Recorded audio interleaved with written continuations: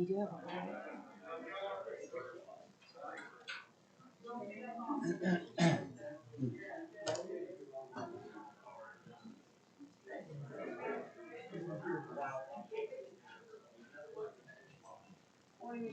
Good morning. How are you?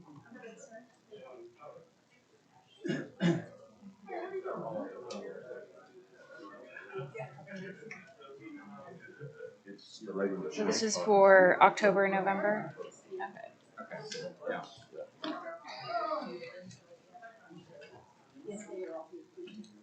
Okay.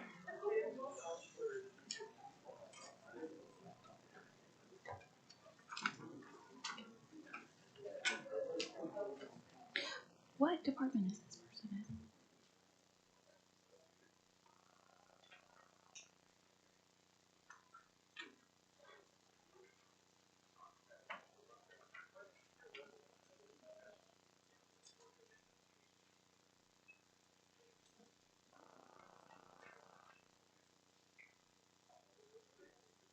How are we doing this morning?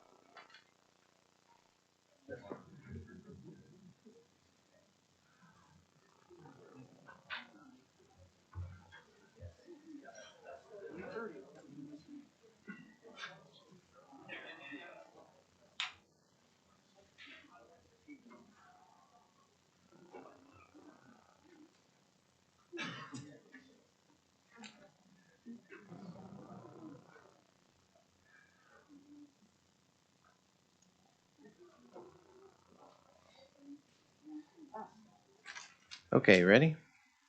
All right, I'll call this meeting to order. It was properly posted on December 2nd, and all three commissioners are present. Whose turn is it to do prayer and pledge? Do you know? I think it's mine. I've asked our County Assessor Larry Stein to lead Okay, us. very good. Good morning. Dear Father, thank you for the season of Christmas and our celebration today of St. Nicholas and his feast day. St. Nicholas, who saved children from slavery and worse by tossing bags of gold to share his wealth down chimneys and over fences.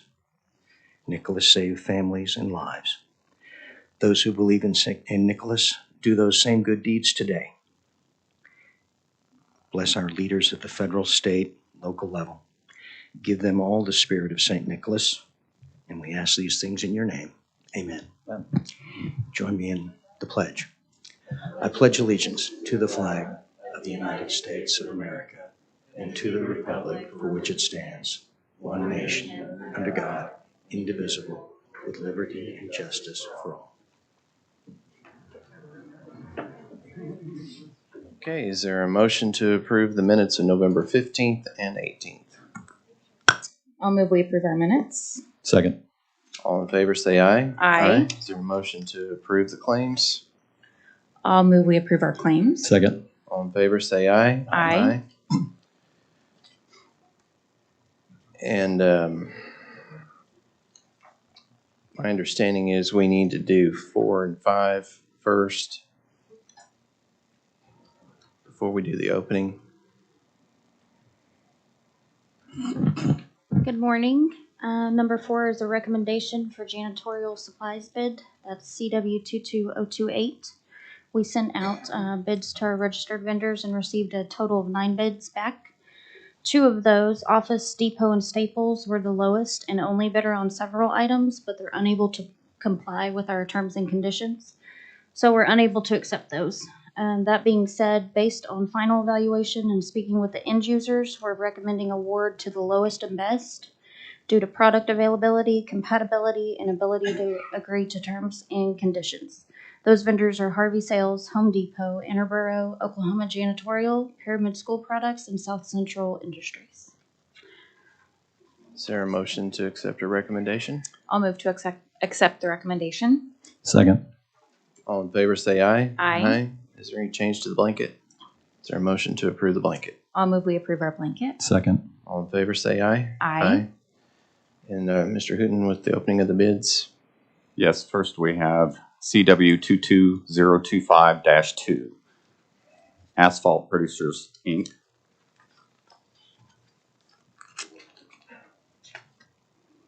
T&C Asphalt Materials.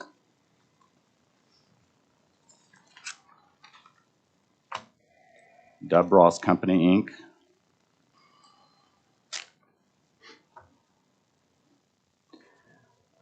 Bernie Mathis Trucking,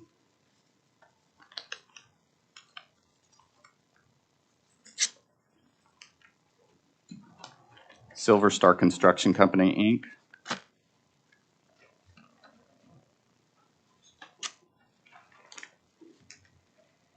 Inc., Paving Materials, Inc.,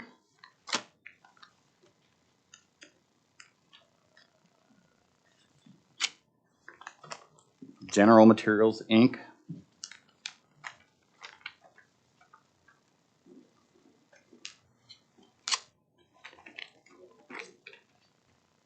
A&A Trucking, Inc.,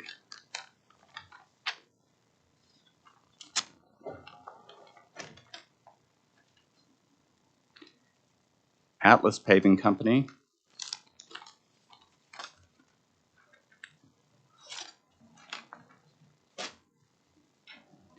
Haskell Lemon Construction,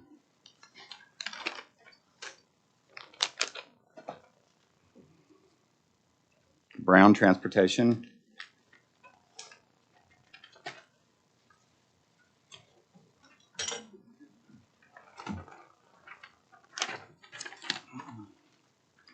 Vance Brothers, Inc., Martin Marietta Materials, Oklahoma Cement Solutions,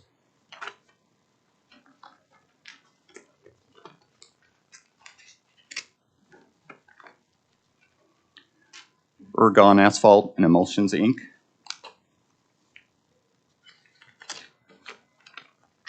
DeLisi,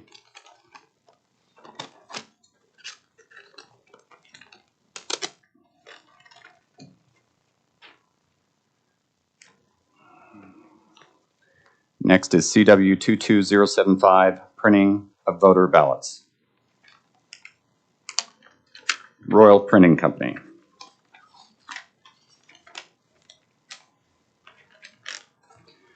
next is P22930-07 District 3 Facility Generator,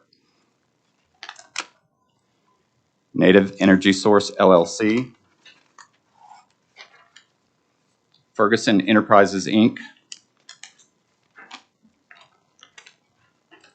That concludes the bids. Is there a motion they be tabulated and returned? I'll move they be tabulated and returned. Second. All in favor, say aye. Aye. Is there any individual consideration on the consent docket? If not, is there a motion to approve? I'll move we approve our consent docket. Second. Okay. One of us know about ours. Thank you, sir.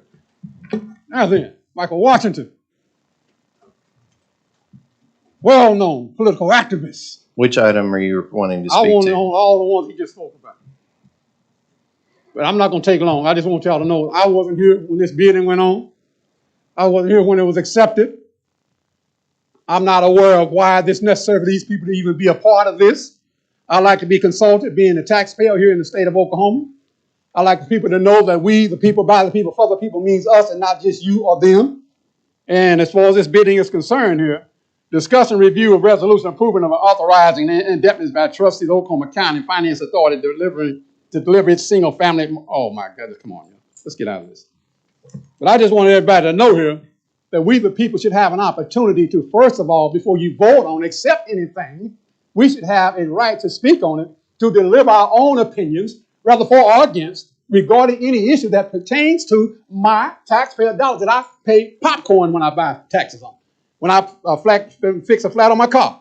You know what I mean? These things are very necessary that we be included in this inclusive process that you people have going here. It is highly important that you just can't do something and say, okay, we accept 9 or 10 people. Who are they? Are they some man on the moon or some lady who forgot to paint a Christmas tree? I don't know. But I do need an opportunity, regardless of how it was so-called laid out in your, posted or whatever. That's nice to hear. But I believe if y'all let me to be a liaison before you accept any kind of proposal of anything of that nature, let me sit down and I guarantee you that anything that you do embrace, we will have an opportunity to feel highly prospective, respected, and renowned because I am one of the people who love to keep people with fire. I love accountability.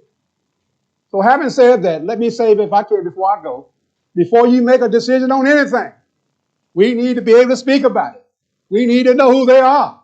We need to know if there are buddies that on this panel, not saying you are attached to any one of them that you may choose. I don't know. But this should be a legitimate question that we all should have an opportunity to express. Thank y'all very much. And you know I'm here for that jail thing. I'll be back. Is there a motion on the consent docket? I'll move to approve our consent docket. Second. All in favor, say aye. Aye. Okay, now we have employees of the month to be recognized so they can get back to work. That'd be item 43. With the board's pleasure, we'll go forward with that. Ms. Kent. Good morning. We have October and November employees of the month that we're going to recognize this morning. The first one is Cassandra Bryson. Cassandra, you need to come up front too, please.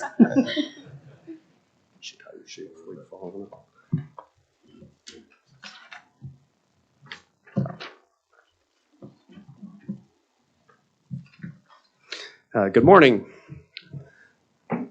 We are proud to nominate Cassandra Bryson for Employee of the Month as someone who has spent close to, 40 years in service to the county and our department. She is an indispensable asset to us in keeping track of everything that we have and keeping it located where it needs to be. So we couldn't be more proud of Cassandra and how she takes care of everything for us.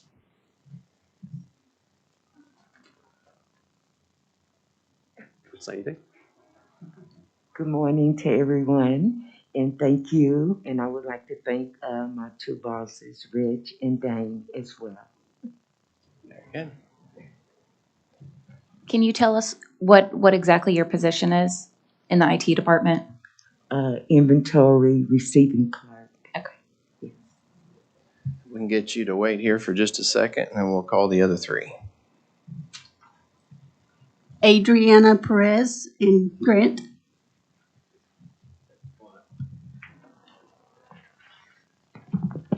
Good morning. If I can, I'd like to read my nomination here for Adrian. It is a pleasure to nominate Case Manager Adrian Perez as this month's BOCC Employee of the Month. Adrian exemplifies what it means to be an Oklahoma County employee. He conducts his daily work with integrity, attention to detail, and overall concern for the clients he serves. Adrian leads by example.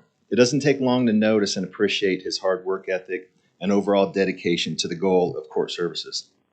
Since the day Adrian began his career, his enthusiasm to grow and learn professionally was evident and clearly noticeable. He has taken that characteristic and learned every facet of the department to maximize institutional knowledge, as well as gaining the ability to help others in any way possible. I applaud Adrian's excellence as a professional and his contribution to the people of Oklahoma County. Of the most importance is Adrian's personality, which makes him a joy to work with daily. He displays a sensitivity for others, does not judge, shows compassion for all walks of life while having a wonderful sense of humor. Therefore, it is with great pleasure that I respectfully nominate Adrian Perez to be recognized as this month's BOCC Employee of the Month. Very good.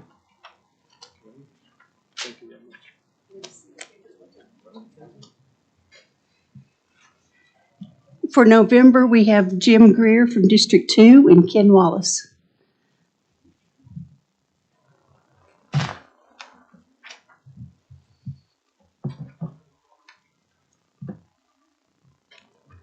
Well, I just want to say Jim was a hard worker and he leads a good example for the younger guys, and he's just recently retired from District 2. But we wanted to recognize his hard work and his dedication to the county.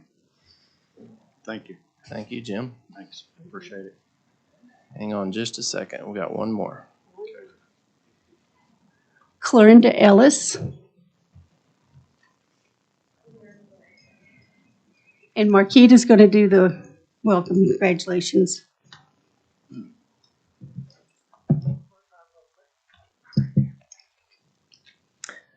Good morning. We all love Clorinda, by the way. She's my right hand. There are many layers to an organization that attributes to the overall success of the organization. Clarinda has many organizational skills and talents that relate directly to the success of our department. She retired from Oklahoma County in 2016 and returned to work for the planning department in 2020 and has been an integral asset. She ensures customer concerns or questions are handled quickly and efficiently. She is courteous and a team player that is always willing to help or learn something new.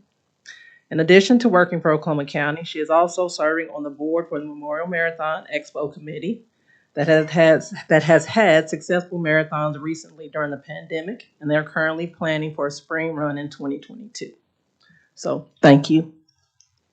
Thank you. All right, if I'll have all four of you come forward, we'll take a picture together. Larry and Rick.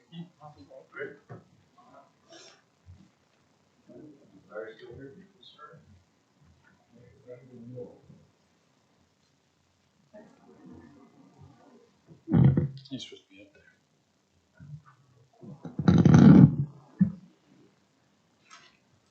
You're good. You're good.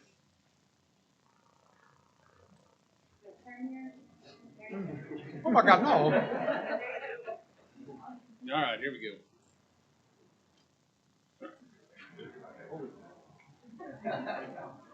There you go. Good job. Good job.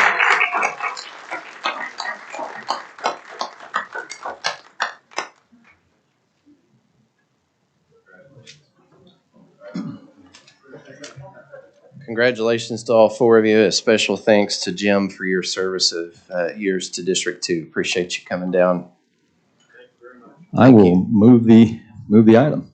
I'll second. All in favor, say aye. Aye. Mr. Chairman, we have some folks here on one of the items here. One from Criminal Justice Authority. I wonder if we could, that's number item 35. Could we take that up now? My understanding is one of them's not here. Mr. Stempner. Are we expecting him? Well, no, if we want to wait on him, that's fine. That's why I Okay, thank you. had waited, but if that's okay, we'll go back to item 26 and resume the agenda. Yes, sir. Morning, Commissioners. Jared Davidson on behalf of the Oklahoma County Home Finance Authority. The item before you today, the interest rate environment is still too low for the Housing Authority interest single-family mortgage revenue bonds. Every 3 years, the IRS gives us the opportunity to instead institute a mortgage credit certificate program. We have to kind of go through the normal bond issuance process to get an allocation of volume cap from the state. This year, we're asking for $24 million. That'll give us $12 million of tax credit authority. This is a first-time home buyer program available to first-time home buyers within Oklahoma County in that low to moderate income space. We held our public hearing on November the 3rd. The Home Finance Authority elected into the MCC program on October 23rd. We'll begin accepting applications in the new year upon a successful application. Just a couple of highlights from the program. We've actually utilized all $10 million of our authority that we requested in 2019.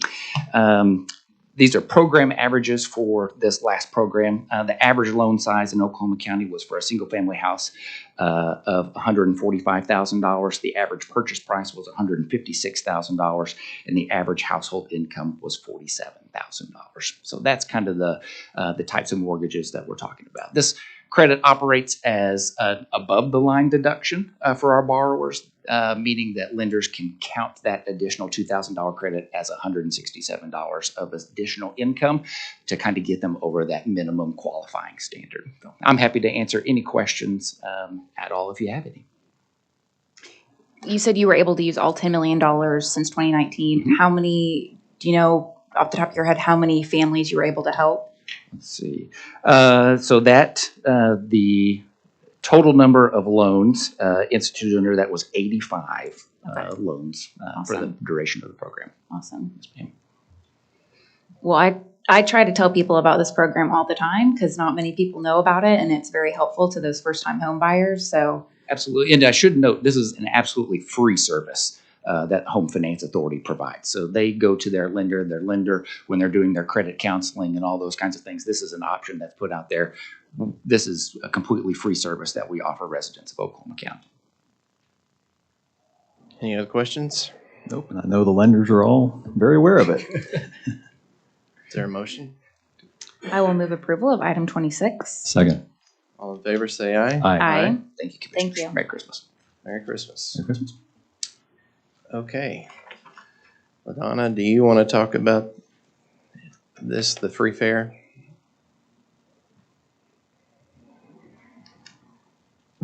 Good morning, Commissioners. Yes, this is the time every year that we actually will be having 3 people from the County Free Fare Board that are elected from each of the 3 districts will be going off December the 31st. So every year we have election process to have 3 new ones coming on in each of the district. So this resolution basically is proclaiming the filing period along with the election date. Do you guys have any questions for me? If not, is there a motion? I'll move approval. Second. All in favor, say aye. Aye. Thank you, LaDonna, Thank you. for putting that together every year. Item 28 is regarding the county's membership for ACO. I wonder if we could put this off until having a little time to talk to ACO about it. I've had some questions arise. I don't think we're the only county that has the questions about, how that organization is serving the larger counties. Yeah. And I would just like to have, I didn't realize it was coming up so quickly. So I Well, wonder. it's the reason I put it on the agenda because there's been some discussion back and forth about it. And so I wanted it to not just be a consent docket item. I wanted to pull it out so that we could feel whether or not our value is there for the amount of money that we spend on this membership. So I'm happy with the delay, but I just wanted to serve you notice that it's coming up. And if you want to take some time to just, is it 2 weeks from now? Fine. Sure. Okay. Well, then I'll move that it be deferred to our next regular meeting. Second. All in favor, say aye. Aye.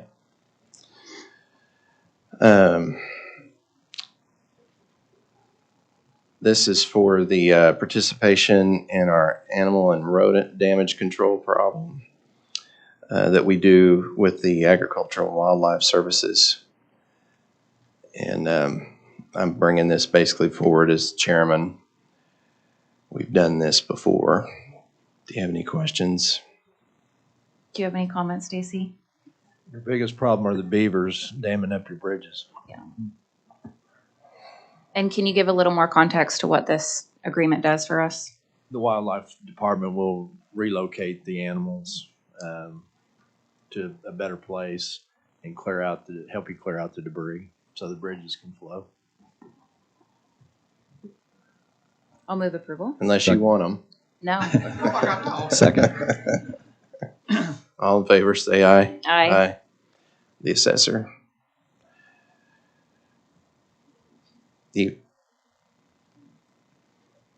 Where did he go? Oh.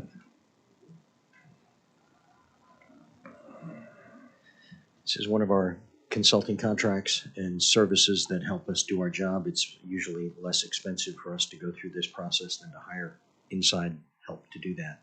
And I appreciate your support and vote. Questions? Is there a motion? Can you help me understand a little bit about what it does? Well, this is one of our Pro West entities. This is a contract that is working on our values and also determining the different services that we provide externally. So it's much easier for us to be able to use contracts to provide those services and create outside looks internally into our system than it is for us to create that internally. So they'll take our data and they'll be able to use it outside our website. I'll move approval. Thank you. Second. All in favor, say aye. Aye. Mr. Wilkerson.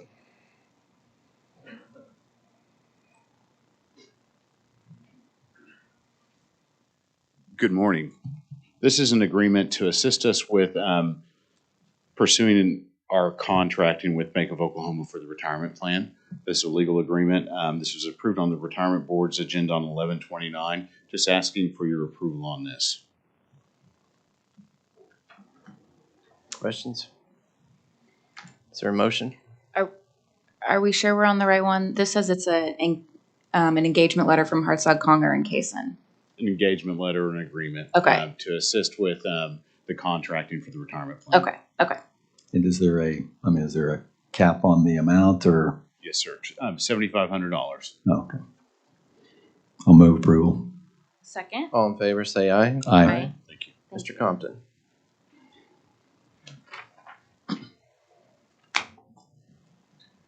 Good morning, Commissioners. Items 32 and 33 have both been vetted by the Budget Evaluation Team. We made recommendations to Budget Board. Budget Board approved both of those items at their most recent meeting. Item 32 is a reimbursement to our health plan account for COVID-related expenses to the tune of $449,423.99. Is there a motion? I'll move approval. Second. All in favor, say aye. Aye. 33. 33 is a reimbursement for juvenile. This is for one-time use utensils. The total amount is $15,381.40. This helps them feed the kids that are over there differently than they did before. It helps with social distancing. Is Jamie here? No, Jamie was not available to be here. I spoke with her on Friday. She wanted to make sure that I would be able to handle this item for her if there were questions. Did she happen to say how long she think this will? That question did come up in our BET meeting, and her response was she doesn't really know because it's all pandemic related. So it's kind of a moving target at this point. Also depends on how many she has. Mhm. Correct. Yeah. Wish we had the crystal ball for that. Yes, sir. All right. Is there a second? Second. All in favor, say aye. Aye. Thank you. Mr. Lambert.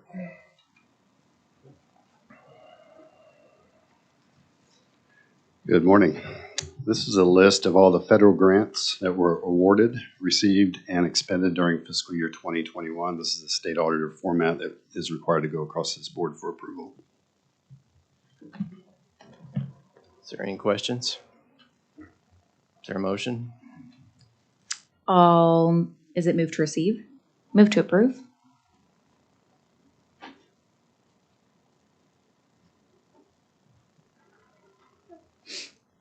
I suspect it's moved to, I thought the question was open, whether it's moved to receive or approve. Okay. I'll move to approve. Okay, second. All in favor, say aye. Aye. Okay, he's still not here. You want to go ahead and go forward, Leslie, or? Mhm. Okay, go ahead, ma'am. Mr. Tardibono, you're recognized. Do we have the presentation? Well, are we doing the actual public comment or the actual FSB number You're 30? going to do the presentation for Mr. Sempner, so go That's ahead. right. Switch to number 35 for the FSB presentation. Yeah. Sorry. That's okay. Do we know if he provided it in advance or? Can I just have the slides? Maybe we'd better defer if he's going to get there. Okay, thanks. Okay. Commissioners, he's about 6-7 minutes out. Okay, thanks. All right. Give me 6 minutes till he gets it. Leslie, do you know if he actually has the presentation with him? Okay. Can I have 6 minutes till he gets it? Okay. No, sir. Can wait. Oh. Mr. Barnes.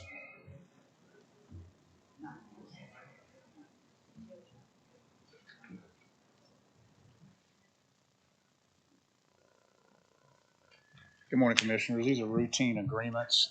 The Arcadia one was delayed on my part because they've been in negotiations with the City of Edmond for contract services for fire rescue, and they have secured that agreement. It is limited service from the City of Edmond, but it did clean up some issues out there, and the other two were delayed on the other end. But these are routine, and I would recommend approval.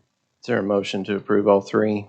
I will move we approve 36, 37, and 38. Second. All in favor, say aye. Aye. Thank you very much. Stacy. Item 39 is a division order contract for your oil royalties with Transoil. It's one of our favorites. Yeah. Is there a motion? I'll move the item. I'll second. All in favor, say aye. Aye. Aye. Item 40 is for you to sign the title sheet for the plans for the sixth floor build out in this building. It's complete and ready to go. And people are ready for it to be Yeah. ready to go. We're gonna have to find a little bit of money. That's coming back at you. Okay. Is there a motion? Okay, I will move approval. Second. All in favor, say aye. Aye. Item 41, a new neighborhood out, I believe, in District 2 that'll add to our certified mileage with ODOT. Some of the residential roads, almost a mile. Is there a motion? I'll move approval. Second. All in favor, say aye. Aye. And item 42 is an amended contract with Triad Design for a project in front of Deer Creek High School. We finally got some construction funds on that project after a lot of years. We made a few changes though, so it fit the budget, mostly at the intersection. I am very happy to move this item. Long overdue. I'll second. All in favor, say aye. Aye. We've done 43. Joe, do you want to speak on infrastructure? Morning, Commissioners. This item is just to post some directional signage and allow the public and our employees to be aware of our snack bar, try to help them with their business so they can be successful. Joe, can you remind me who is operating that? Because I know the previous person left. I cannot, Commissioner. Is I don't Keith recall off the here top of my or head. Miles? Yeah, M&M. Okay. Company's name is M&M. Okay. M&M Cafe, yeah. So I can eat M&Ms there. Oh my God, actually do, yes. Okay. They do have M&Ms. Okay. I'll move approval. Second. All in favor, say aye. Aye. Aye. I'm going to go ahead and executive session while we're waiting. Do you want to do executive session then come back out when John gets here? Y'all go ahead and I will speak while he's not here. All right, everyone. Okay. I'll go ahead and move that we go into executive session. A second. Second. All in favor, say aye. Aye.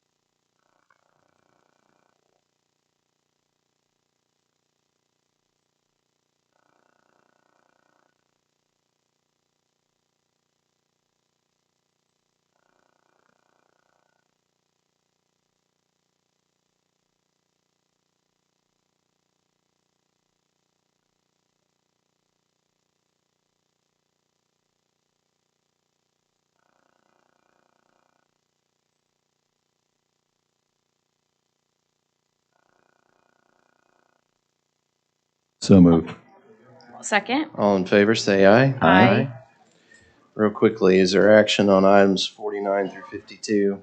Yeah, on 49, I would move that we proceed as discussed in executive session. Second. All in favor, say aye. Aye. And then on, if we can do them collectively, 50, 51, and 52, I would move on each of those to disclaim subject to any unpaid taxes. Second. All in favor, say aye. Aye. All right, now back to the much anticipated item 35. Mr. Sempner.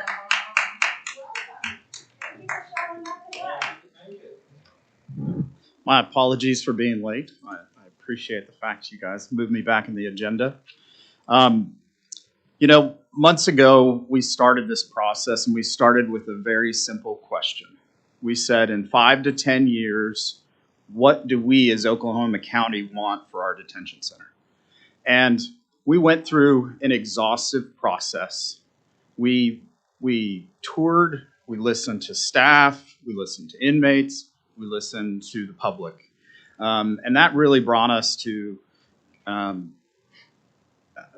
several meetings and presentations that we brought back to our CJAC committee.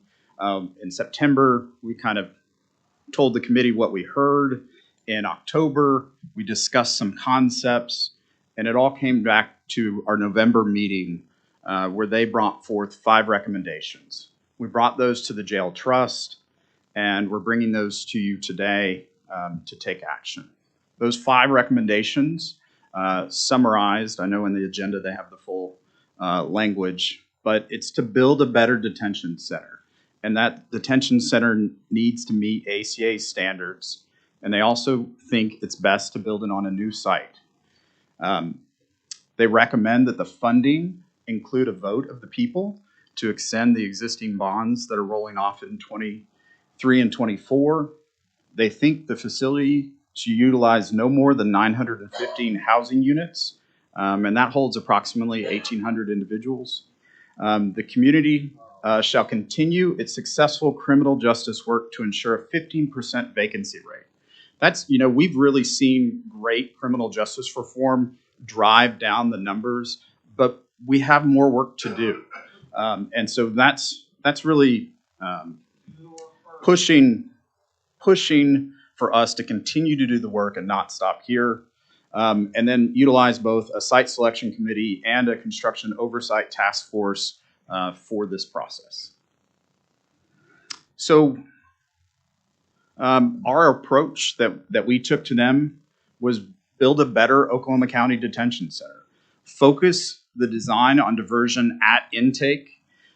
Really, when somebody is brought to the detention center, that's really where we have an opportunity to keep them out of the detention center, making sure we have the individuals there, both from a judicial standpoint, from a healthcare, from a mental health standpoint. That's the first line of defense to really making that different change, that different impact than what we're doing today. Once again, meet ACA standards, utilize a combination of ARPA funds, GOLT bonds, and existing revenue streams. We also want to identify that there still are issues today, and this construction will take some time, and we want to make sure that we're continuing to address those issues in the short term. We highlighted the Detention Center Action Committee's recommendations, and we also think there are some temporary improvements. We've talked about some in the intake that really could alleviate some of the problems seen today, but just not address those long-term issues. We wanted to show you the current data and some past data to really show that progress is being made. Back in 2004, we were over 2,600 individuals. Really, in 2019, fiscal year 20, and fiscal year 21, you're seeing a pretty steady numbers in the 1,650 to 1,700 range. Really, when you focus in on that, you see the Oklahoma County population in orange here, really steady, right around 1,500. Those, in addition to that, are individuals that are assigned to the Department of Corrections. Back in 2019 kind of bottomed out around 100. We'd really like to put some pressure on them to try to get it back to that 100 range. And that's on an average basis. Really, when you look at a day-by-day basis, we went out and we counted basically the last fiscal year to today, and we counted of the 289 days, how many days were, between 1900 and 2000. Well, that was only 15 days. Between 1800 and 1900, that was an additional 82 days. Well, really the bulk of the days we sit between 1600 and 1800. And that's really, it shows you that that's about where our population is. It's been steady at that for about 3 years. But there are some days we've exceeded that. And that's continuing to talk about, continued criminal justice reform is to continue to drive that number down and then also drive numbers lower so that we have swing space so that we can do the required maintenance. We can shut down pods, things that we've struggled with in our existing detention center. Jail size and criminal justice reform investments. Really, when you look at the top chart, we're just showing you, just kind of dollar figures for different size facilities. We're recommending an 1,800 individual facility. We do recognize that through several other partners, mostly the MAPS 4 and the Department of Mental Health, we are going to have a lot of mental health beds coming online. A lot of those beds aren't a one-for-one replacement, but they're going to be systematic changes. They're going to drive our numbers down over the long term. And so, we see those 247 to improve the numbers, continue to claw down at that kind of average that we've been plateauing at, and really help us move forward.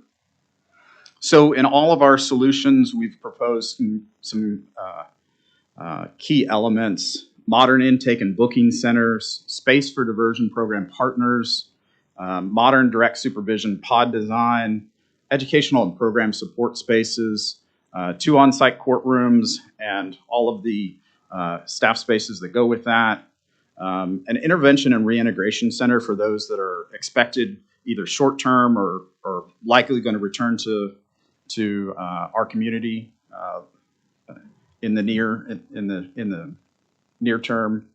A big piece is the medical and mental health treatment area. And then also, because of the funding mechanism, we want to highlight that a lot of this is going to mitigate the spread of COVID-19 and other diseases. Really, when you look at the individual cells we have today, those cells were originally designed for one individual. We quickly added a second bed into every one of those cells, and many times we have even a third individual in those spaces. They don't meet or I think 60% of them don't meet the state's criteria for 2 individuals, let alone for 3. Some of the corner ones do. And really, that is a basic, when people are overcrowded, when people are too tight, you're not going to be able to help with infectious diseases. So when we wanted to show some examples of what this could look like, here's an example of a mental health treatment facility.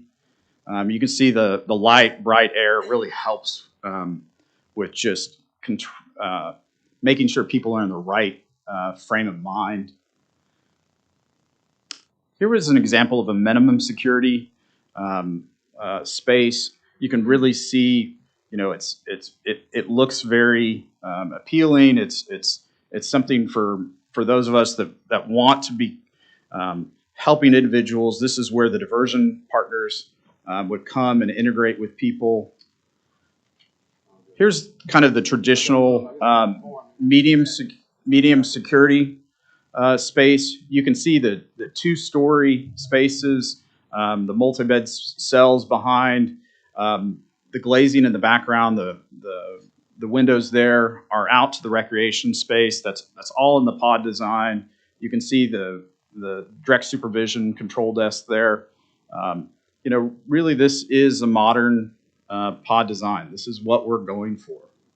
When you get up to maximum security, here we break down that day room space into smaller spaces You have different levels of security with lots of security glass so that multiple officers can see into the different spaces. And then the proposed program. Here, we wanted to identify both from a bed count and a housing unit count. You know, today we have about 2,300 beds in about 1,200 cells.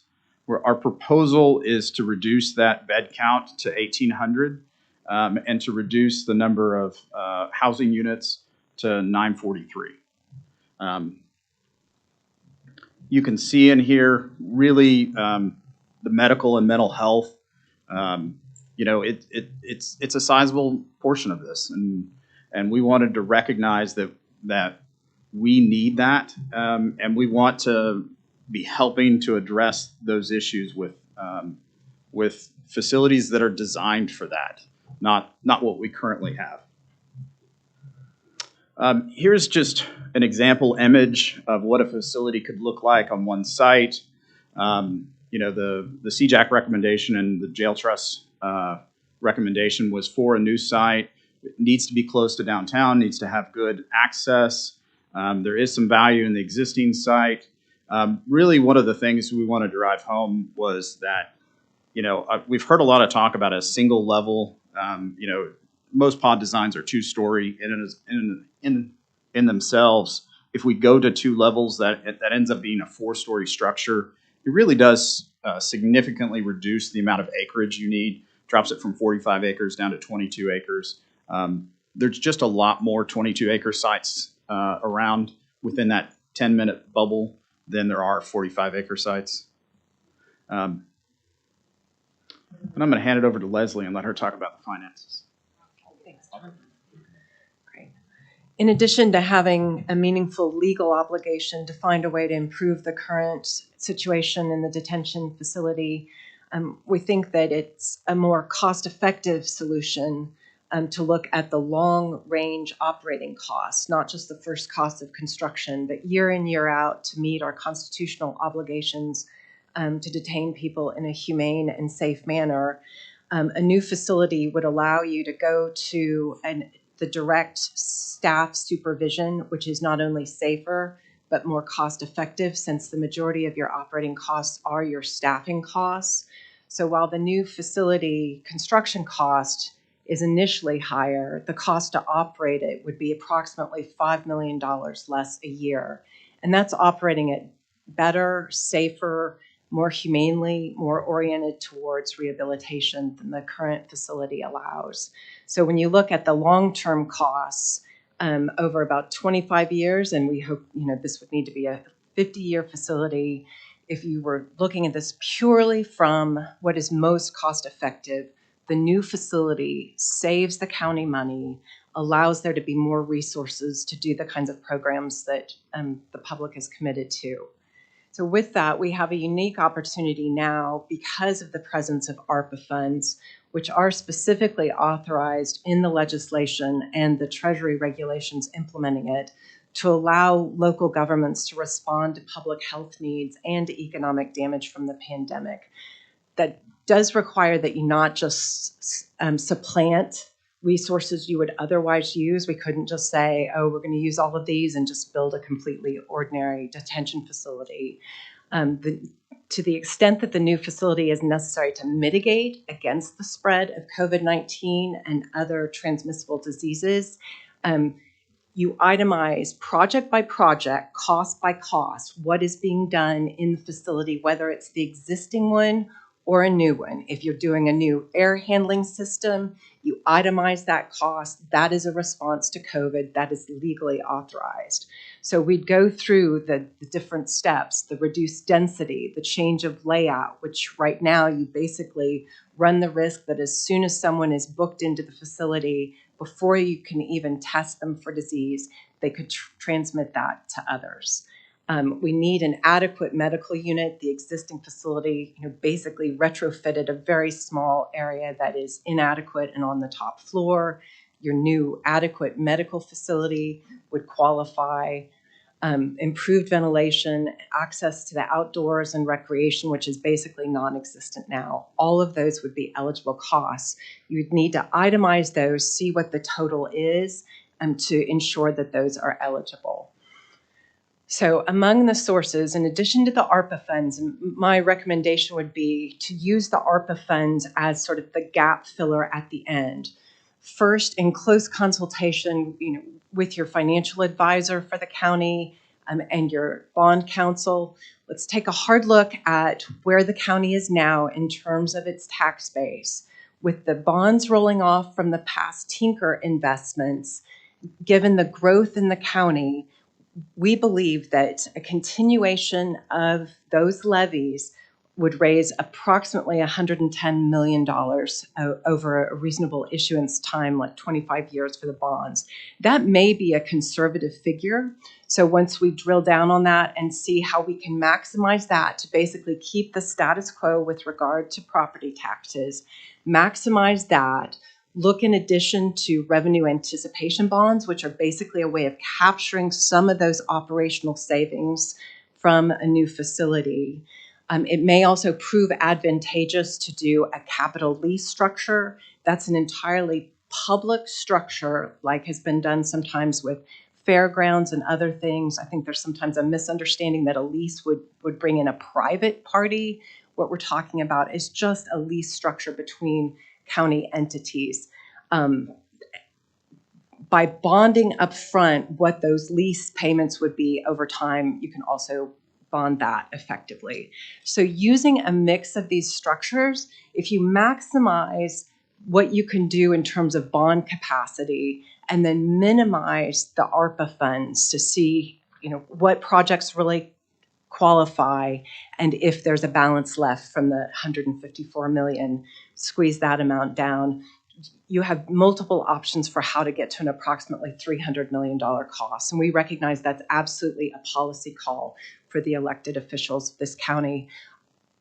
Our consulting role here is just to show that those resources are available. This can be done. It needs to be done.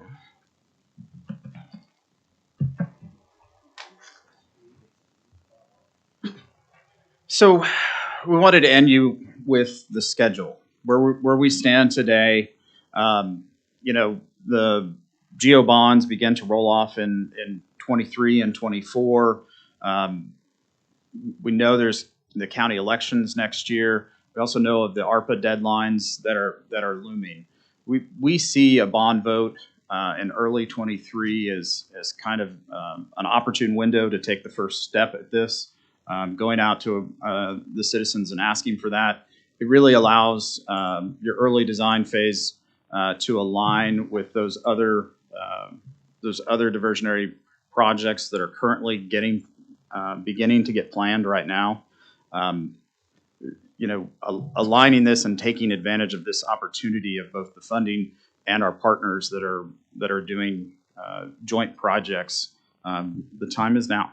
So we ask for you to consider following the recommendations that CJAC and the Jail Trust have both endorsed.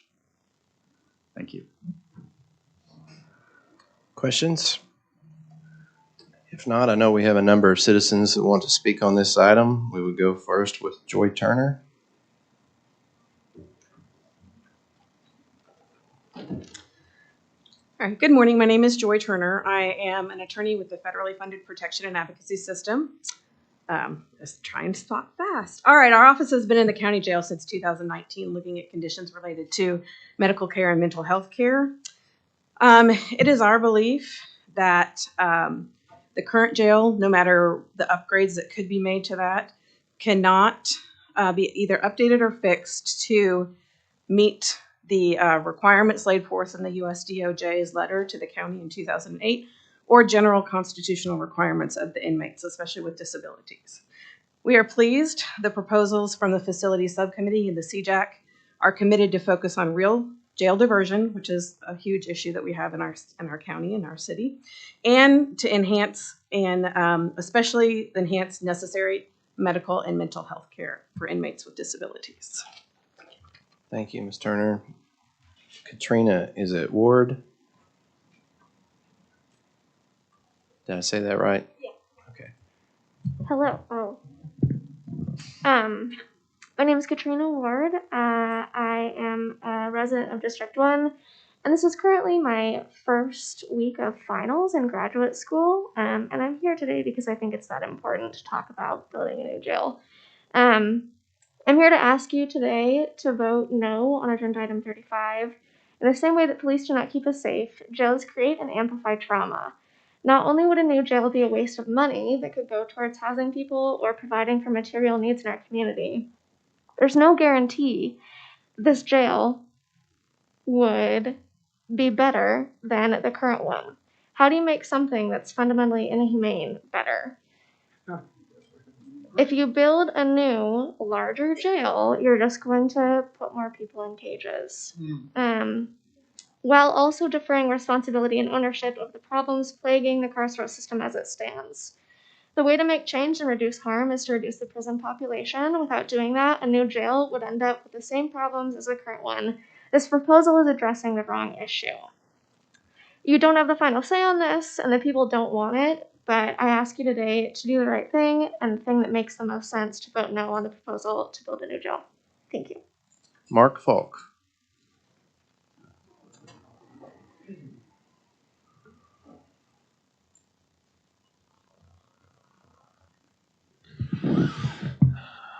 So you have an opportunity today. You have an opportunity to vote for restorative, transformative justice, or you have an opportunity to increase mass incarceration. Don't let them tell you this is a smaller jail. We built a jail that held 1,200 people 30 years ago. Now we are building a jail that holds 1,800 people. We're just double bunking them from the get-go.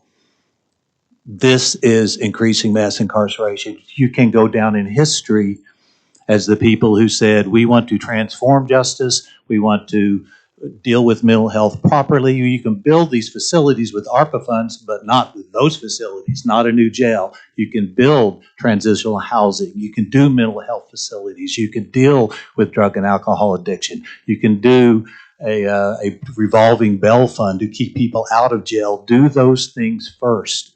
Send them back to the drawing board and tell them this is not what we want. This is a company that builds jails and an architectural firm that makes millions of dollars off of taxpayer money. Of course they want you to build a new jail. What we are asking you to do is to not go down in history as a commission who doubled down on mass incarceration when the rest of the country was trying to transform the way that we deal with people who need help, not people who need to be criminalized. Thank you. Sean Cummings.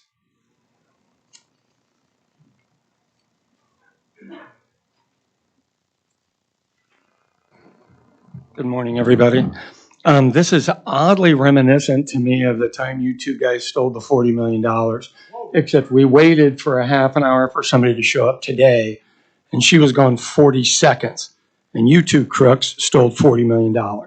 This is oddly reminiscent to that. Okay, you've been given charge of $150 some odd million.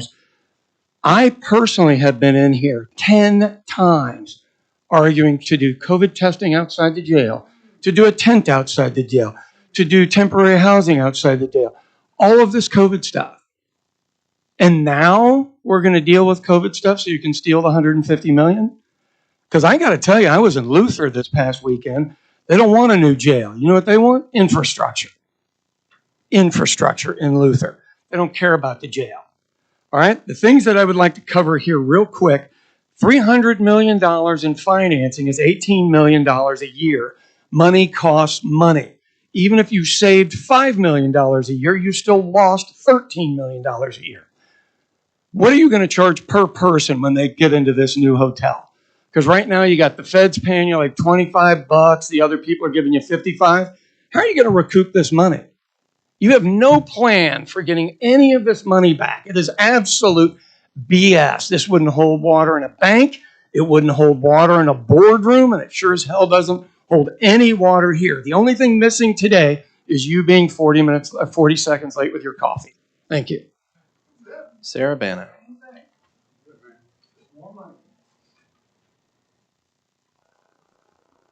This fraudulent plan almost reminds me of when Donald Duck, the former president, said, we're going to build an unnecessary wall to keep the immigrants out, and Mexico's going to pay for it. That didn't happen, did it? The hardworking people of this county deserve ethical, responsible, and financially sound leadership. Yet the people of this county are on the verge of getting defrauded again as they were 30 years ago. For nearly a decade, the people of this county have been asking for proactive, preventative, evidence-based, healthy approaches to public safety, crime, and violence reduction. Yet amidst a pandemic, we are about to be conned out of $140 million in ARPA monies to fund profiteers of mass incarceration. The proposal before you is a fraudulent document. Their numbers don't match up. They are not an objective party, but a conflicted party standing to profit off of what they're pitching to you. They are not, these folks, construction companies and architects, are not legitimate or credible authority on public safety, on crime and punishment, or criminal justice reform. Their alleged evaluation process leading to their proposal was unethical, rigged, and controlled. Ask anyone who actually performs surveys. Their pitch to you is a better jail. You're smarter than that. You're dealing with nearly $300 million of county tax dollars. This is not how you buy into a plan. Where are the details on this? We're not fools. And they are also on tape conspiring on how to come before you and to lie to the federal government of how building a new county jail is somehow COVID related. That's called conspiracy, ma'am. And you're an officer of the court. Furthermore, to the young lady who's the attorney with the Disability Law Center, you are not funded by the federal government and you are not hired by the Disability Law Center to be a salesman for construction companies. You're an officer of the court. You can take legal action. If people with disabilities and mental health issues are being systematically targeted and their rights as a pattern and practice being violated, you file a civil lawsuit. You take and file an injunctive order with the federal court. Sarah, remember to address the commissioners. I am. I'm addressing the general public.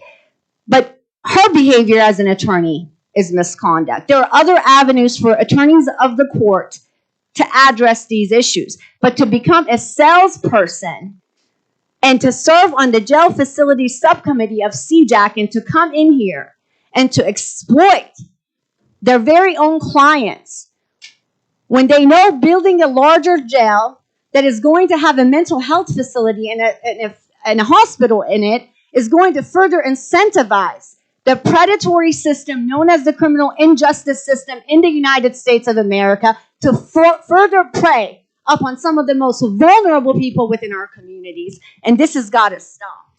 Okay, Gary and Pruitt. I'm sorry. Tell me how to pronounce your name. Garland. Garland. I'm sorry, I misread it. You all have been charged with an awesome responsibility. Why don't we act in the manner in which we should and conduct ourselves in that manner? And that's called being responsible.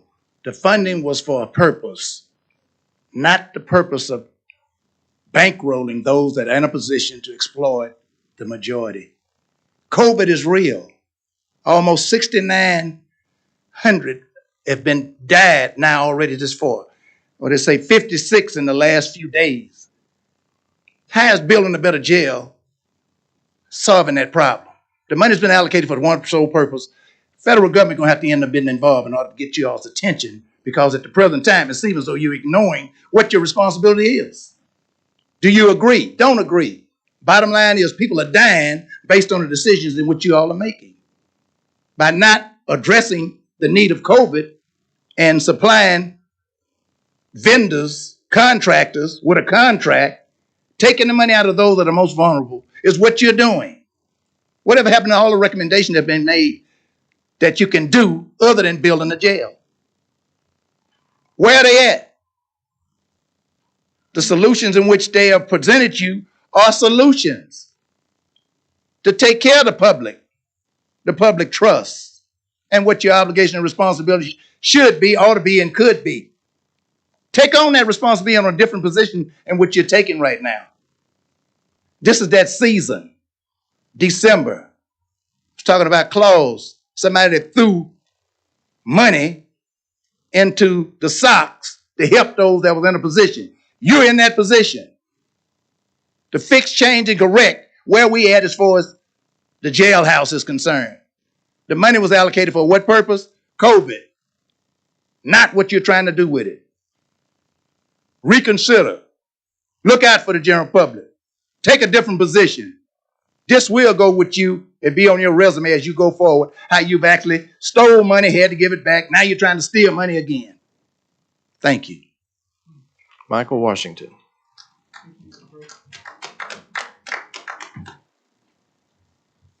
Well, isn't this interesting to me? Now then,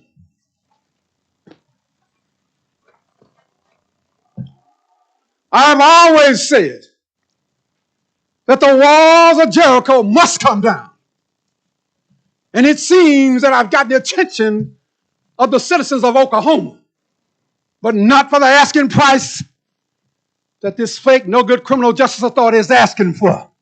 Now then, don't believe the hype that it's going to take $300 million to rectify this crazy, insane situation with this Oklahoma County Detention Center. Now then, listen to me carefully here while I borrow your attention. Don't believe the hype. The intent of the city nor the Oklahoma County Commissioners, it isn't to rectify the deplorable, inhumane conditions inside the Oklahoma County Jail.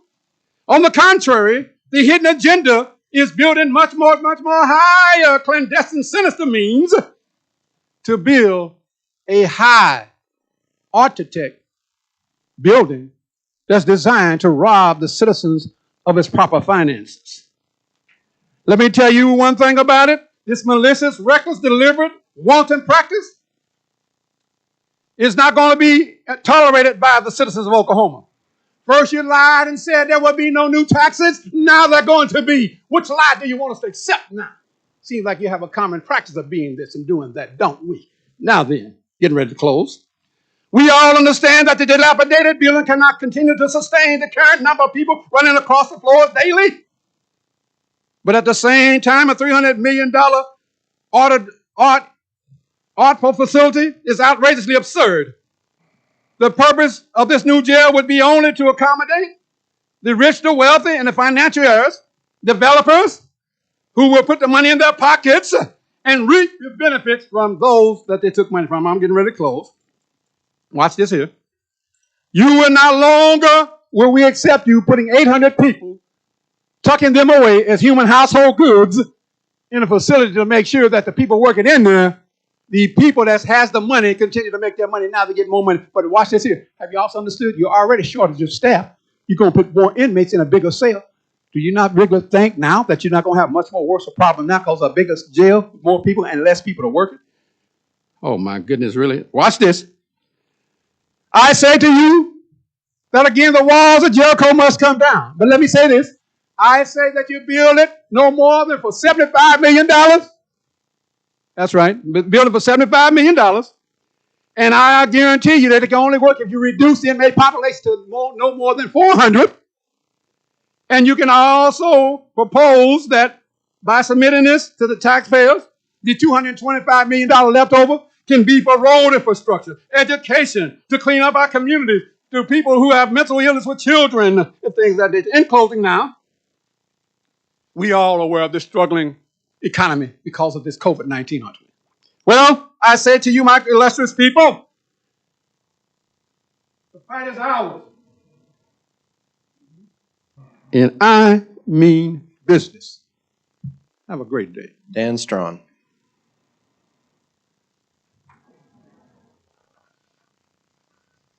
Good morning. Thank you for having me here today to take 1 minute of your time to tell you something you really already know. I had the privilege of co-chairing the CJEC's Facilities Subcommittee with Sue Ann Arnold. We dug into the problems at the jail and looked at 4 alternatives: renovation, adding an annex, letting it stand the way it is, and building a new jail. When we dug through the cost benefits, it's pretty clear that a new jail was really the only viable solution. This facility subcommittee came to those 5 recommendations you have before you by consensus. We took those 5 recommendations to the Criminal Justice Advisory Council, and they unanimously approved them.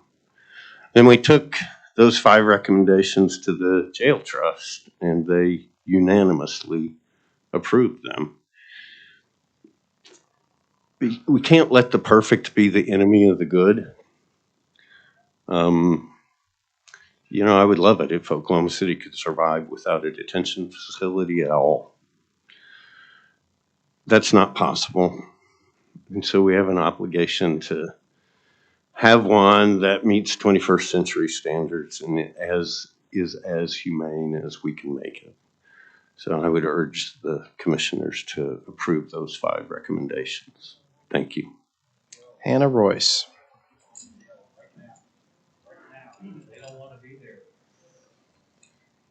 Good morning, Commissioners. Hannah Royce. I find the St. Nicholas story quite ironic that Mr. Stein shared with us today. But I'll start with a quote from my state representative, the Honorable Representative Maury Turner. They say, "Nothing for us without us." And let's be real, this process has been without us, the community. 2 listening sessions is not enough. On paper, everything has supposedly been checked off. The consultant reports from the fancy institutes, etc. But it's no secret that this plan is not new. In fact, it's not even a few months old. It's a long-term effort, and I believe that meetings have been being held since 2018 and 19 with landowners surrounding the jail to talk acquisition before this new jail recommendation was ever even presented. It's been wrapped in a fancy bow now in order to sell us on spending millions of dollars to build bigger cages out of the public eye and further from the court, with the promise that that's the humane solution to the state of Oklahoma County Jail. But this process must take more time, and it must take more public input in the process, especially now that it's in government hands. I have faith today that you all can see why that's so completely necessary, and again, that 2 meetings are not enough. I also want to say that with the Greater Oklahoma City Chamber's fingers all over this, I don't believe for 1 second that this is about criminal justice reform, mental health aid, or reducing the population of our current jail.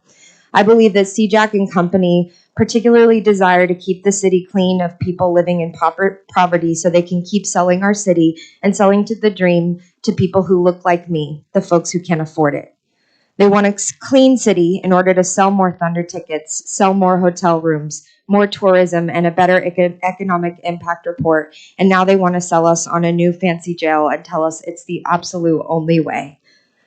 CJAC was created to, quote, recommend priorities to responsibly reduce jail population, but we know that not everyone who is proposing this jail and has worked on this report are even interested in lowering our pretrial jail population, especially the man who won't even look at me or most of the folks who are speaking to the commissioners today, who was just last year attempting to run off with $43 million to fix the jail they now want to tear down.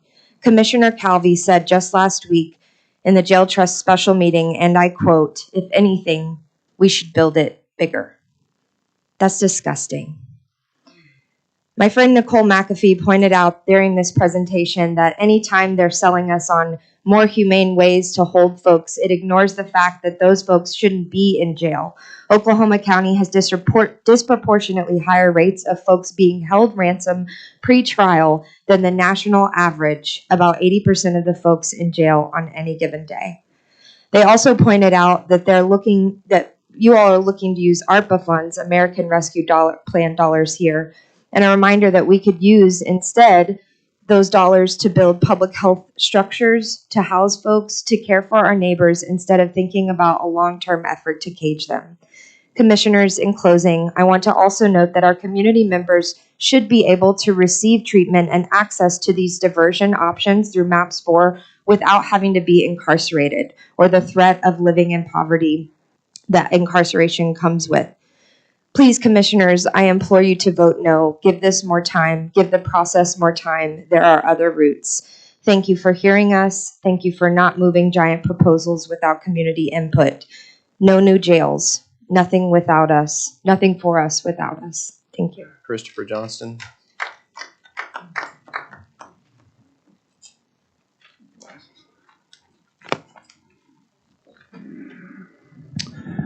Again, state and federal law supersedes anything that we do here. I've read through what the White House has proposed. I've read through what the Congress, what our state legislature, and I want to say that this money gets used for a new 1,800 capacity of people or more jail. This is not only what appears to be a probable legal violation, but most importantly, reckless and cruel on how we can use these funds to help people and invest in change, and not continuing to lock them up in this racist system of exploitation and barbaric cruelty. This is the same thing as the CARES Act steal, but with more money. Vote no on using all of these funds for a jail. The jail trust, leadership of the jail, and some detention officers are the same people who have a documented history of calculated gross human neglect and patterns of misconduct, and now they are asking for all of the dough and more people. The human suffering in that jail should not have to wait till 2026 to maybe see change. And according to the jail trust and everyone who supports them, Prater and Elliott are the people responsible for every single problem in our criminal justice system. And they're both retiring in a year or so. So, problem solved. So let's be brave and let's do the right thing. And then in closing, we lost from 1999 through 2019, it was still about 3 times more than the national average, 6 to 7 people in that county jail to deaths when the sheriff was there. Still way too high, and that is a statistical average. We currently lose, with the jail trust, 12 people die. There's no way that that number is showing that it's going to stop. It's either going to stay at homeostasis or go on an uptick. Guys, facts are stubborn things. We got to stop trying to outsmart the facts, okay? So we need to really look at how we can dissolve the jail trust and how we can go from there to take care of the people. Because again, the numbers do not add up. I pulled all my documentation from state health departments, from federal documents, Department of Justice, and etc. So Chris Johnston did not write any of that. Thank you all. Vote no on this. Tim Tardibono.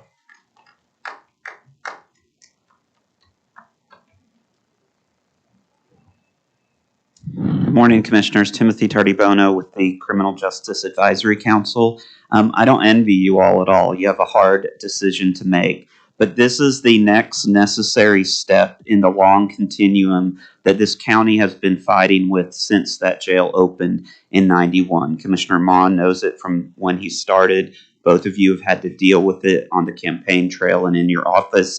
And so the wonderful opportunity we have is to finally solve this and to put it moving in a better direction. I always say there's 2 issues. My hair's out of place. So, there's always 2 issues with this justice reform. Number 1 is the infrastructure in the jail. And number 2 is the justice system processes. And we don't choose between one or the other. We do both.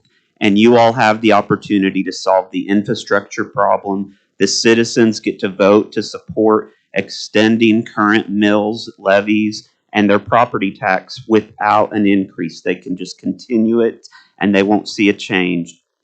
And then on the system side, we have to continue with expanding SHINE, with expanding the Restoration Center when it gets built, but doing more there, the mental health crisis centers, the drug court, and community sentencing, those pieces that all work together to get us to the opportunity we have, which is a population in the jail that we've never had to be able to talk about an 1,800-bed jail. It's factually false to say that we have not been doing the work of justice reform, because we wouldn't be at Friday's count of 1625, with 200 of that being DOC, if we hadn't been doing justice reform for the last 5 years. And when we get to that 1700 number that we're finally at, then you all can talk about 1800 might be the right size, but with units inside the facility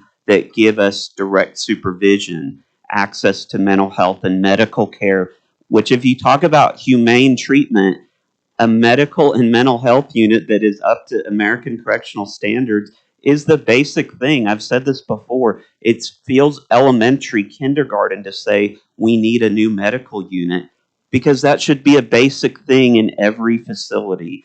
And so now you all have that opportunity. And so I would just say, take the next necessary step to keep us moving so this continuum will continue. This isn't the end. We've got to keep doing more to make it better.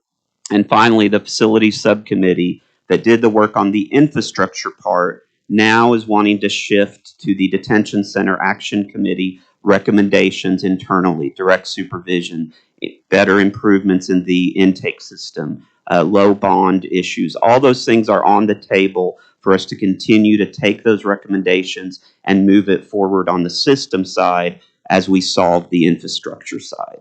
Thank you. Jasmine Brown, is it Jutras?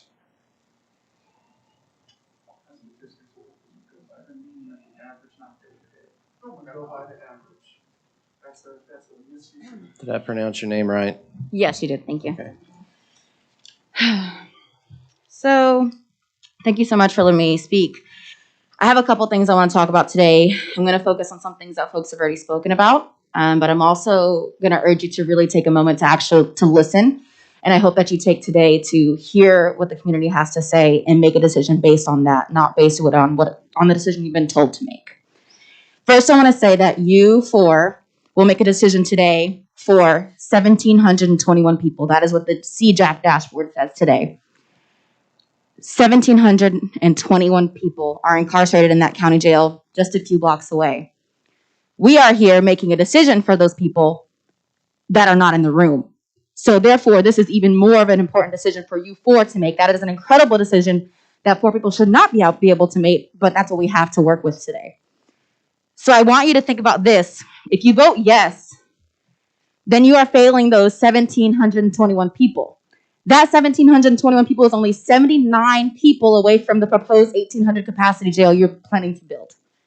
That's unacceptable. We are already reaching the maximum. We are well past the maximum capacity of our jail, and you are asking to build something bigger. That is not okay. Of those people that are in the jail right now, 87% of them are there pre-trial. They cannot afford to be out of the jail. That is 87% of these people you are making a decision on who just can't simply afford to leave the building because of our broken incarceration system.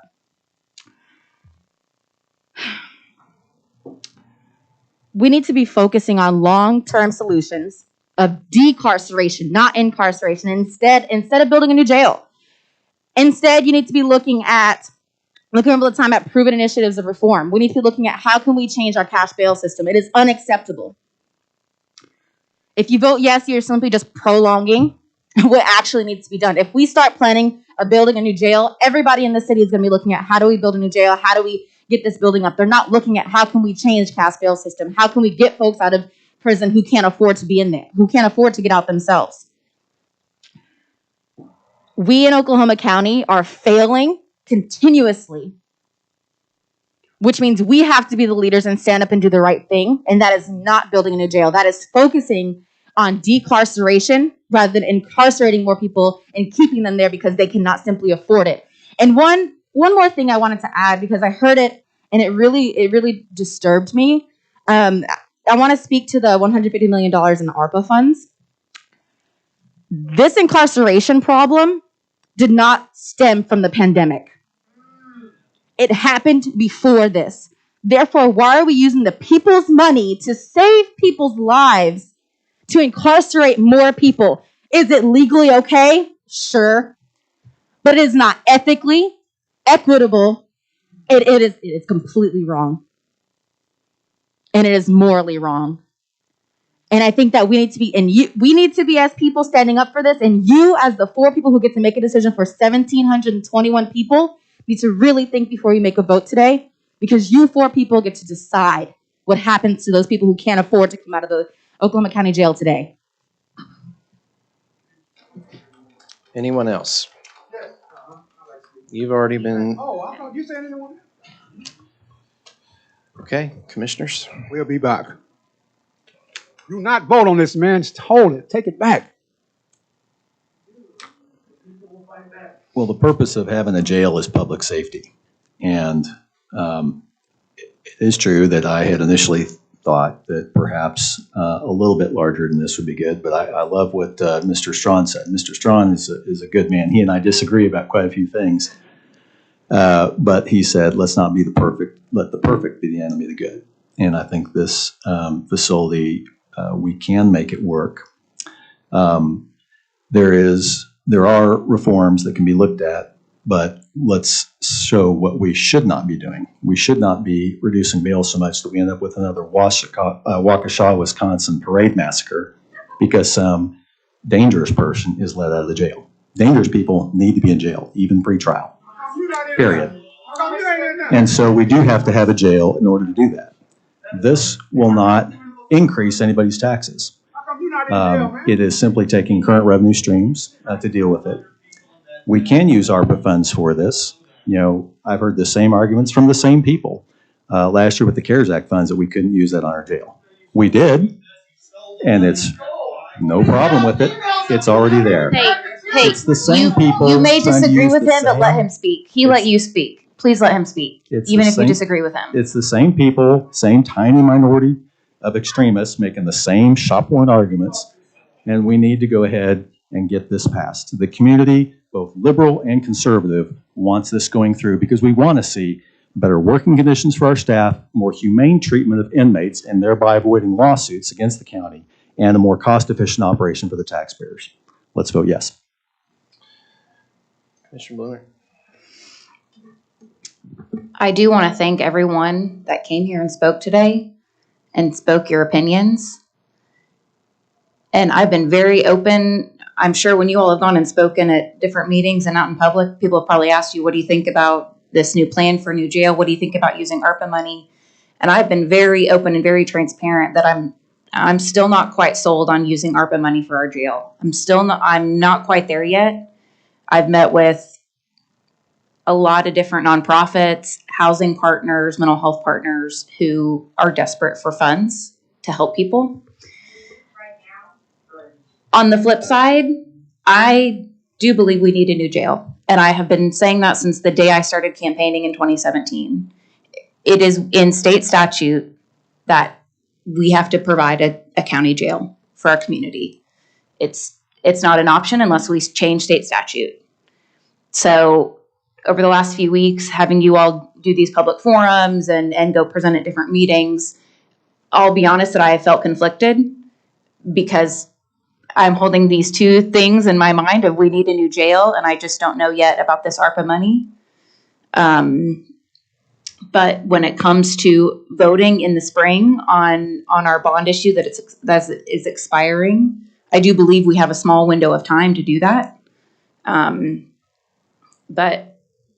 this, and I will continue to think through this a lot. I have thought through this quite a bit, but in all of my campaigning in 2017 and 2018, the large majority of folks were supportive of a new jail. Now, of course, this was pre-pandemic. COVID had not happened yet. So there was no discussion of federal money. But the large majority of folks were supportive of a new facility. So those are my comments. I have previously said I didn't want to build a new facility, but that was when I first came here. And in researching, it appears that a lot of the original designs were only to last 25 or 30 years. Well, now we're approaching the building being 30 years old. This won't be built in 2 to 5 years. I mean, it'll take some time to build it, as all these projects do. That's if we get all the approvals in place and get it done soon. So things that have to be done for this facility the supposed throwing good money after bad has to be done now for the things that we're doing, because it's not an option to not have plumbing that works and humane conditions for those who are not only incarcerated there, but who work there and who visit there. And so for those who are confused or wonder about how that happens, I just like to explain that we have to work on what we have in front of us and get through it until we're able to do something better in the future. I have always said with everything related to ARPA funds that I want to have legal guidance and approval that it's appropriate usage of those dollars, whether that be for any of the number of things that have come before us. And we're in the process of working on trying to get a facilitator that we've put out to bid, and it includes in the RFP that we will ask for legal guidance with their opinion that they render. And I'm looking forward to that. I have stated on record, though, if it is legally appropriate to do so, I think this is a once-in-a-lifetime opportunity to take and fix the jail situation with a combination of things that don't not only include these ARPA funds that we were given, but also those that may be available to us from other sources, including the state, and as it has been mentioned in the presentation, the maps for money dedicated to mental health. Where I think it would address, originally I shared your concern about this isn't a large enough facility not because of what I think, but because of what Department of Justice thinks and how they have been on us. And that is the one thing we haven't been able to rectify with DOJ is because of the overcrowding. But in hearing a presentation, I have become convinced that the mental health facility, if it is included, which it will be imperative that it would be, would alleviate enough of that overcrowding so that maybe this facility proposal is sufficient. But I am concerned at the number of population growth that we have in this county. It has roughly doubled since 1984, and this jail was being contemplated in 1984 and then was erected in 1991. So I think that we have to think not only in terms of now, but for the next, as you mentioned, at least 25 years. And hopefully this facility would be built with the intention that it would last longer than unfortunately the intentions were, I think, when this one was built that we have today. So I want to make sure that we're thinking in terms of the future, but also present with the problems that we face in our facility that we have today. And I'm trying to work with our balances on doing that. But I look forward to getting this consultant selected because this legislation is not clear. It is being done in multiple different ways in multiple different states. And we want to be sure that whatever way we do it is correct here in this state. That having been said, that's my position on all that. I'll move the item. What would that motion include? Because it would be a motion to approve all of the CJAC recommendations. Do we need to approve or do we just need to move to receive? I think approve. Well, I don't think we have the legal guidance to know whether or not we approve of these with regards to the use of the ARPA funds. Do you still have the presentation pulled up? Okay. Yeah, can you pull it up to the 5? I think there were 5 recommendations, John.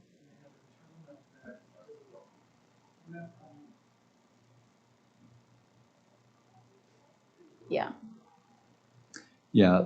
So I think if we approve this, Commissioner Mon, if you wanted to, like you said, mentioning the consultant coming on that does this all over the country to get additional opinion on particular use of ARPA funds, this would not necessarily include that item. Does that make sense?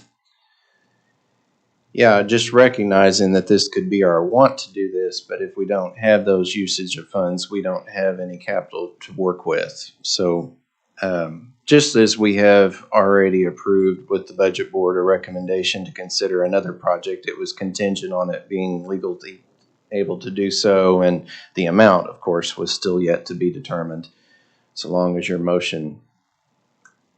My motion would be for these items, and I'm happy to defer action on moving the ARPA funds to accommodate your desire to get some additional legal guidance.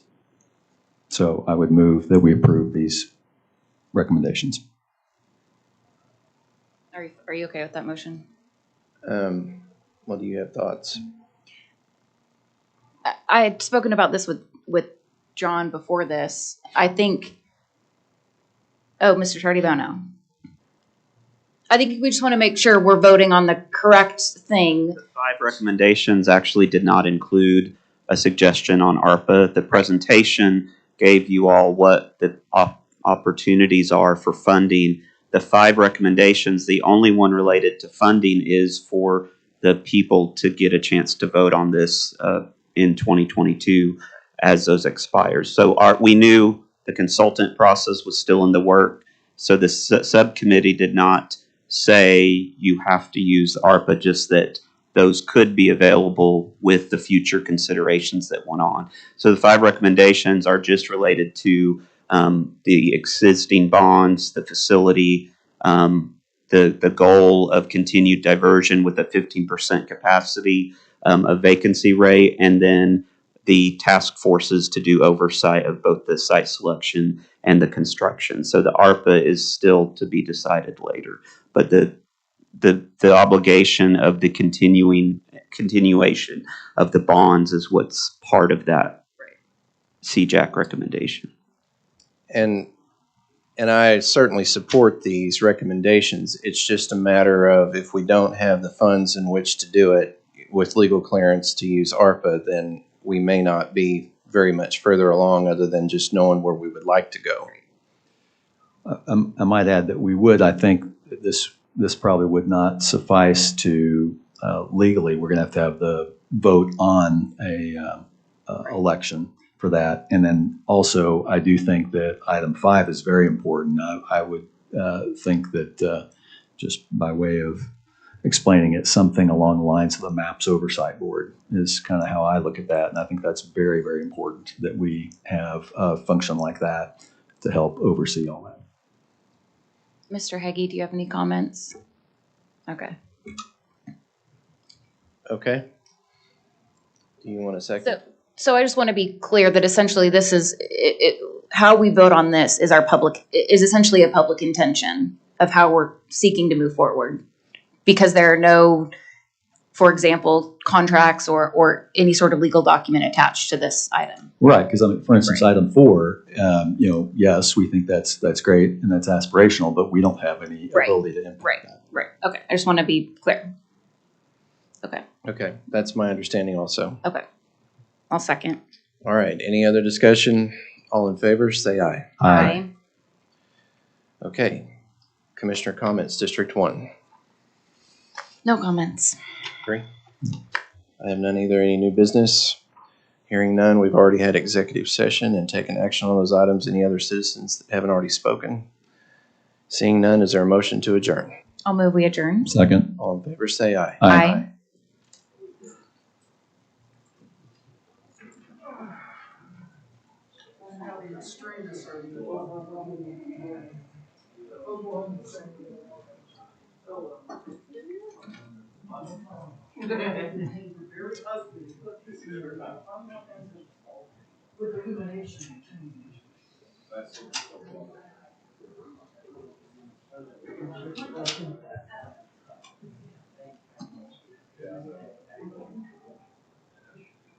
Let me in. Did you get in?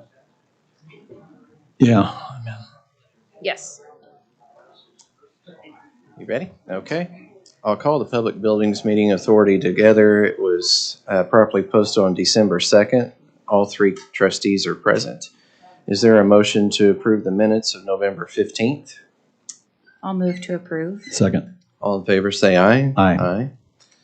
Is there a motion to approve the claims? I'll move we approve our claims. Second. All in favor, say aye. Aye.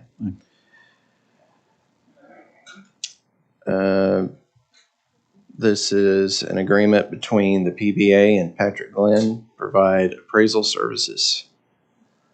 Is there anything else need to say about that, Keith? Is there a motion? I'll move approval. Second. All in favor, say aye. Aye.